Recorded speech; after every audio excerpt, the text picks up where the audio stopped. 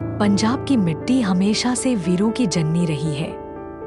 28 सितंबर 1907 की सुबह लायलपुर जिले के बंगा गांव, आज का पाकिस्तान, में किशन सिंह के घर रोशनी सी फैल गई। घर में पहले से ही स्वतंत्रता की चर्चा रहती थी, क्योंकि किशन सिंह के भाई अजीत सिंह और स्वर्ण सिंह ब्रिटिश हुकूमत के खिलाफ सक्रिय थे। उसी दिन जब घर में शोर मचा कि पुत्र जन्मा है, तब गांव के बुजुर्गों ने कहा, यह बच्चा बड़े होकर इस धरती का नाम रोशन करेगा। माँ विद्यावती ने जब नन्हे भगत को पहली बार गोद में लिया तो उनके माथे पर मानो गर्व का ताज सज गया। परिवार में पहले से ही राजनीतिक और क्रांतिकारी माहौल था। घर में आने जाने वाले लोग आजादी की बातें करते, अंग्रेजों के जुल्म सुनाते और छोटे भगत के कानों में वही कहानियां गूंजती रहती। भगत सिंह बचपन से ही असाधारण जिज्ञासु थे। गांव के बच्चे खेलों में लगते तो वे मिट्टी के ढेर को हल चलाकर खेत की तरह तैयार करते और बीज बोते। जब उनसे पूछा जाता, ये क्या कर रहे हो, तो मासूम सी हंसी के साथ कहते, मैं बंदूकें बो रहा हूँ ताकि जब ये उगे तो अंग्रेजों से लड़ सकूं। उनके चाचा अजीत सिंह 1907 के पगड़ी संभाल जट्टा आंदोलन में भाग लेने के बाद देश से बाहर चले गए थे, लेकिन उनका साहस और बलिदान भगत के मन में गहरे बैठ चुका था।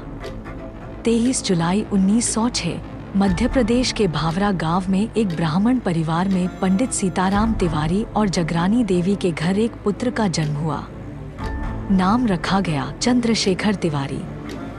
भावरा एक छोटा आदिवासी क्षेत्र था, लेकिन यहाँ के लोग स्वतंत्र और स्वाभिमानी स्वभाव के थे। चंद्रशेखर बचपन से ही चुस्त, फुर्तीले और बेहद निडर थे। स्कूल के रास्ते में कभी किसी बड़े लड़के ने उन्हें तंग किया तो वे बिना डरे उससे भिड़ जाते। उनकी माँ अक्सर कहती, मेरा बेटा कभी अन्याय के आगे सिर नहीं झुकाएगा। भगत सिंह का परिवार आर्य समाजी विचारधारा से जुड़ा था। घर में स्वामी दयानंद सरस्वती की पुस्तकें और सत्यार्थ प्रकाश जैसे ग्रंथ रखे रहते। वे छोटी उम्र से ही इन ग्रंथों के पन्ने पलटते और देशभक्ति के गीत गाते। दूसरी ओर चंद्रशेखर का परिवार धार्मिक था, लेकिन उनमें भी अत्याचार सहन न करने की प्रवृत्ति थी। 1919 का साल। भगत सिंह तब 12 साल के थे। अमृतसर के जलियांवाला बाग में हजारों लोग रॉलेट एक्ट के खिलाफ शांतिपूर्वक एकत्र हुए थे, जब जनरल डायर ने गोलियां चलवा दी। खबर मिलते ही भगत सिंह अमृतसर पहुंचे। वहां का दृश्य उनकी आत्मा को झकझोर गया। खून से भीगी जमीन, रोते हुए लोग और दीवारों में धंसी गोलियां। उन्होंने अपने रुमाल में उस खून मिश्रित मिट्टी को भर लिया और उसे हमेशा अपने पास रखा। उस दिन उन्होंने तय कर लिया, अब जीवन केवल देश के लिए है। चंद्रशेखर भी इसी दौर में बनारस पहुंचे पढ़ाई के लिए। बनारस का क्रांतिकारी माहौल, आजादी के नारे और छात्रों की बहसें उनके मन में क्रांति की आग जला चुकी थी। 1921 में गांधी जी ने असहयोग आंदोलन छेड़ा। चंद्रशेखर ने उसमें भाग लिया, लेकिन गिरफ्तारी के बाद अदालत में जब मजिस्ट्रेट ने नाम पूछा तो उन्होंने कहा, नाम आजाद, पिता का नाम स्वतंत्रता, पता जेल। यह सुनते ही अदालत में सन्नाटा छा गया और यह नाम इतिहास में अमर हो गया, चंद्रशेखर आजाद। वर्ष 1919 भारत का आकाश मानो लहूलुहान हो चुका था। रॉलेट एक्ट के खिलाफ देश में असंतोष की लहर थी। पंजाब के अमृतसर में हजारों लोग एकत्र हुए थे, अंग्रेजी कानून के अन्याय के खिलाफ अपनी आवाज उठाने। लेकिन 13 अप्रैल की वह दोपहर इतिहास में एक काले धब्बे की तरह दर्ज हो गई, जलियांवाला बाग हत्याकांड। जनरल डायर अपने सैनिकों के साथ बाग के एकमात्र संकरे रास्ते पर आया, आदेश दिया, फायर, और गोलियां बरसने लगी। बच्चों, बूढ़ों और महिलाओं तक पर रहम न किया गया। चीखें और गोलियों की आवाज एक साथ गूंज रही थी। कई लोग कुएं में कूदकर जान बचाने की कोशिश में मारे गए। उस समय भगत सिंह केवल 12 साल के थे, लेकिन उनके मन में इस घटना की आग ने एक नया संकल्प जला दिया। वह लाहौर से अमृतसर पैदल चल पड़े। बाग में पहुंचकर उन्होंने दीवारों में धंसी गोलियां और खून से भीगी जमीन देखी। उन्होंने अपने रुमाल में उस पवित्र मिट्टी को भर लिया, मानो यह उनके जीवन का तिलक हो। उस दिन उन्होंने अपने आप से वचन लिया, जब तक इस धरती से अंग्रेजी हुकूमत का नामो निशान नहीं मिटा दूंगा, चैन से नहीं बैठूंगा। 1920 से 21 में जब महात्मा गांधी ने असहयोग आंदोलन शुरू किया, भगत सिंह ने भी इसमें भाग लिया। उन्होंने सरकारी स्कूल छोड़कर राष्ट्रीय विद्यालय में दाखिला लिया, जहां लाला लाजपत राय जैसे नेताओं का सानिध्य मिला। इसी समय वाराणसी में चंद्रशेखर तिवारी भी इस आंदोलन में शामिल हुए। नन्ही उम्र में गिरफ्तारी और अदालत में अपने साहसी उत्तर, नाम आजाद, पिता का नाम स्वतंत्रता, पता जेल, ने उन्हें हर क्रांतिकारी के दिल में जगह दिला दी। लेकिन 1922 में जब चौरी चौरा कांड के बाद गांधी जी ने आंदोलन वापस ले लिया, तो इन युवा क्रांतिकारियों को गहरा धक्का लगा। उन्हें लगा कि अंग्रेजों से केवल बातों से आजादी नहीं मिल सकती। अब भगत सिंह ने क्रांतिकारी संगठनों की ओर कदम बढ़ाए। वे हिंदुस्तान रिपब्लिकन एसोसिएशन (HRA) से जुड़े, जिसे रामप्रसाद बिस्मिल, अशफाक उल्लाह खान और राजेंद्र लाहिड़ी जैसे महान योद्धा चला रहे थे। चंद्रशेखर आजाद भी इसी संगठन में शामिल हो चुके थे और जल्द ही अपनी निडरता से सबके नेता बन गए। 9 अगस्त 1925 को HRA के क्रांतिकारियों ने सरकारी खजाना लूटने के लिए काकोरी ट्रेन डकैती को अंजाम दिया। योजना सफल रही, लेकिन कई क्रांतिकारी पकड़े गए। रामप्रसाद बिस्मिल, अशफाक उल्लाह खान, राजेंद्र लाहिड़ी और ठाकुर रोशन सिंह को फांसी दी गई। इन शहादतों ने भगत सिंह और आजाद के दिल में आग और तेज कर दी। अब संगठन को नए नेतृत्व की जरूरत थी।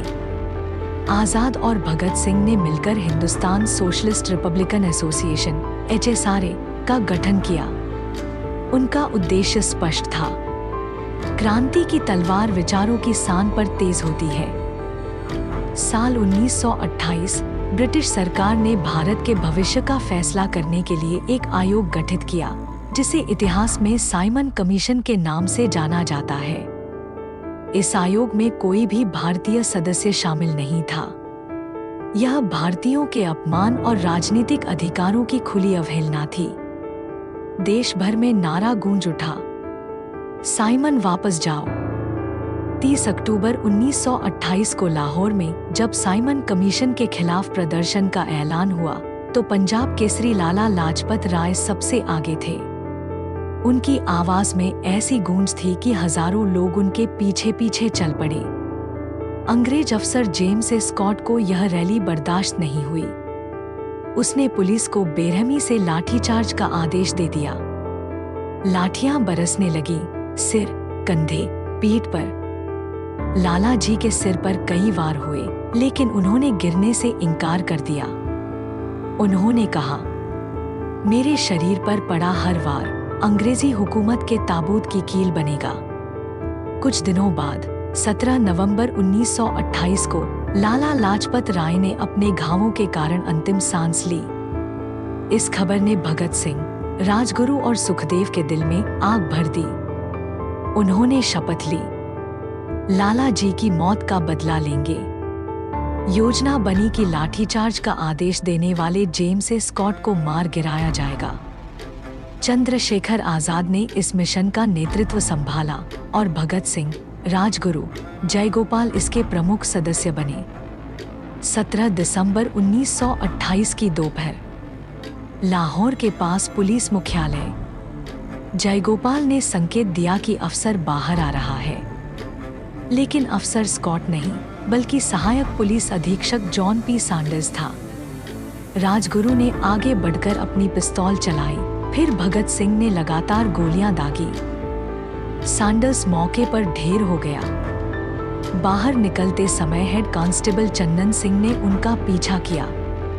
चंद्रशेखर आजाद ने बिना देर किए गोली चला दी, ताकि साथी सुरक्षित निकल सकें। अगले दिन लाहौर की दीवारों पर पर्चे चिपकाए गए। लाला जी की मौत का बदला ले लिया गया है। हिंदुस्तान सोशलिस्ट रिपब्लिकन एसोसिएशन का नाम अब हर जुबान पर था।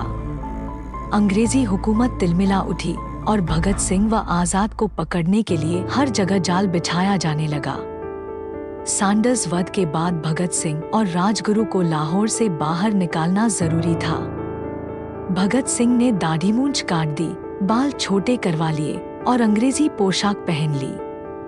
सुखदेव और आजाद ने उन्हें सुरक्षित स्थान तक पहुंचाया।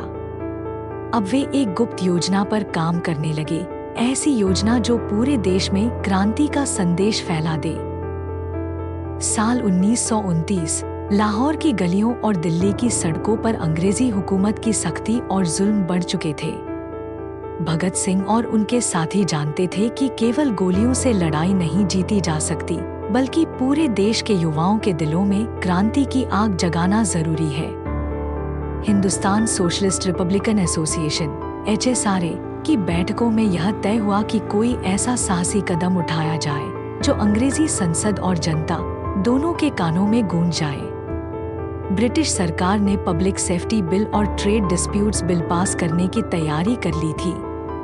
इन कानूनों का मकसद था मजदूर आंदोलनों को कुचलना और जनता की आवाज को दबाना। क्रांतिकारियों ने ठान लिया कि इस बिल के विरोध में ऐसा संदेश देंगे जिसे अनदेखा न किया जा सके। बैठक में यह निर्णय हुआ कि दिल्ली की सेंट्रल असेंबली में बम फेंका जाएगा, लेकिन किसी की जान नहीं ली जाएगी। बम का उद्देश्य था बहरे कानों को सुनाना। इस मिशन के लिए भगत सिंह और बटुकेश्वर दत्त को चुना गया। चंद्रशेखर आजाद ने भी साथ जाने की इच्छा जताई, लेकिन संगठन के भविष्य को देखते हुए वे पीछे से सुरक्षा और संचालन की जिम्मेदारी लेने पर राजी हो गए। उस दिन असेंबली हॉल में अंग्रेज अफसर और सदस्य बैठे थे। भगत सिंह और बटुकेश्वर दत्त दर्शक दीर्घा में पहुंचे। उनके बैग में 2 बम और पर्चे थे। जैसे ही बिल पास होने की प्रक्रिया शुरू हुई, भगत सिंह ने इशारा किया और अगले ही पल बम हॉल के खाली हिस्से में फटा। धुएं और धमाके के बीच भगत सिंह और बटुकेश्वर दत्त ने ऊंची आवाज में नारा लगाया, इंकलाब जिंदाबाद, साम्राज्यवाद मुर्दाबाद। धुएं के बीच भगत सिंह और दत्त भागे नहीं। उन्होंने पर्चे हवा में उछाले जिसमें लिखा था, हम चाहते हैं कि बहरे सुने और गूंगे बोले। इसके बाद उन्होंने खुद को पुलिस के हवाले कर दिया। उनका उद्देश्य स्पष्ट था, अदालत को एक नया मंच बनाना जहां से क्रांति का संदेश पूरे भारत में फैलाया जा सके। मुकदमे के दौरान भगत सिंह और दत्त ने अंग्रेजी अदालत को अपनी विचारधारा का मंच बना दिया। अखबारों में उनके बयान छपने लगे। उन्होंने कहा, क्रांति की तलवार विचारों की सान पर तेज होती है और हमारी लड़ाई व्यक्ति के खिलाफ नहीं, व्यवस्था के खिलाफ है। असेंबली बम कांड के बाद भगत सिंह का नाम हर घर में गूंजने लगा। जहां अंग्रेज उन्हें आतंकवादी कहते, वहीं भारत की जनता उन्हें क्रांति का पुजारी मानने लगी। चंद्रशेखर आजाद के नेतृत्व में बाकी क्रांतिकारी संगठन को और मजबूत करने में लगे रहे। लेकिन अंग्रेजी सरकार अब इन दोनों महावीरों को किसी भी हालत में खत्म करना चाहती थी।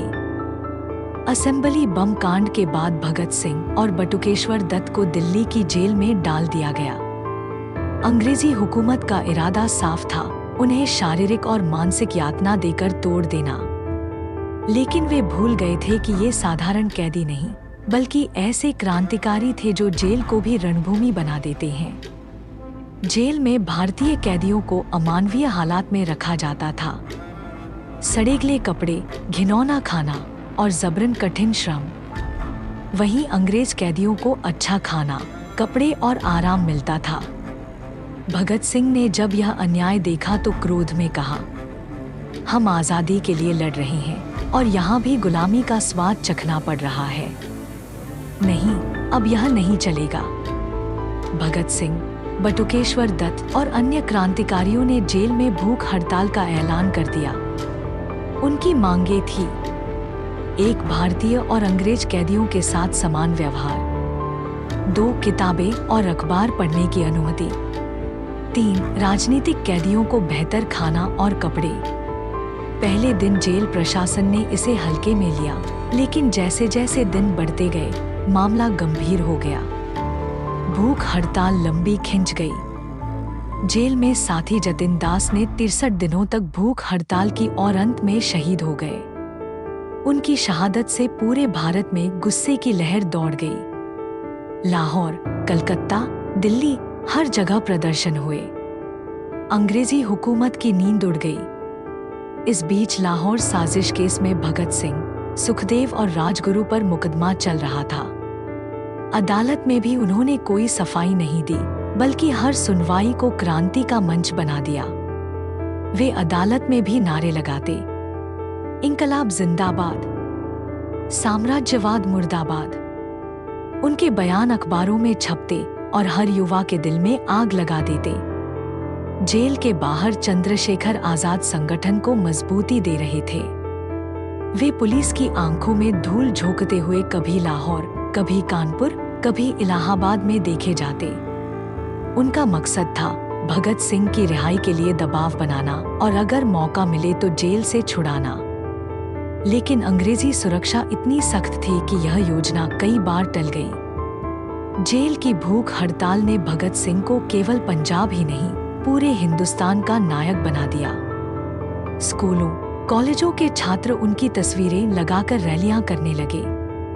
अब भगत सिंह का नाम सुनते ही अंग्रेज अफसरों की भौहें तन जाती और युवाओं की मुट्ठियां भींच जाती।